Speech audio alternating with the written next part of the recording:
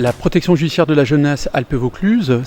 appartient à la direction de la protection judiciaire de la jeunesse, qui est une direction du ministère de la Justice. Et pour faire simple, c'est la direction de la justice des mineurs. Alors quand on parle de justice des mineurs, c'est l'ordonnance de 45, une justice spécialisée qui, son cœur d'action, c'est l'action d'éducation et ses valeurs, c'est l'éducabilité pour tous, favoriser l'insertion pour tous les jeunes et considérer que tout jeune est éducable. C'est un principe fort de la protection judiciaire de la jeunesse.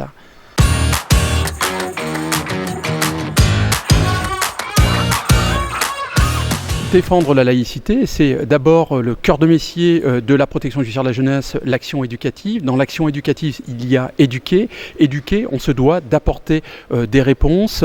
aux jeunes sur la laïcité. Plus que des réponses, et d'ailleurs les amener à se questionner, à s'interroger sur la laïcité, les amener à se questionner sur la citoyenneté pour en faire de véritables citoyens à part entière dans notre société. Alors ce qui est important à la protection judiciaire de la jeunesse, c'est que nous avons un public qui est fragile, vulnérable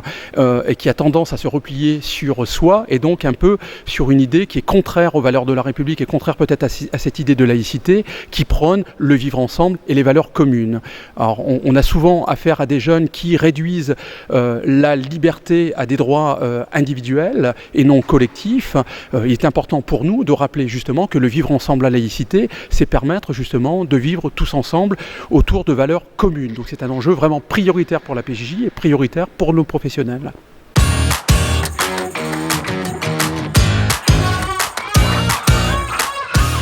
Alors de cette exposition et de ce grand livre laïcité qui nous a été présenté par Monsieur Hopi avec le président du tribunal de grande instance en sa qualité de président du CDAD, on a tout de suite nous trouvé cette exposition et le grand livre extrêmement intéressant en termes d'outils pédagogiques. Un outil pédagogique, c'est un outil prétexte justement à organiser des temps d'échange avec les mineurs que nous prenons en charge et de favoriser justement ce questionnement autour de la citoyenneté, la laïcité, les valeurs de la République et comment on aborde le vivre ensemble dans notre société. Donc c'est vraiment un outil pédagogique, prétexte pour les professionnels de la PJJ à organiser des temps d'échange avec les jeunes pris en charge par les différents services et établissements de la protection judiciaire de la jeunesse.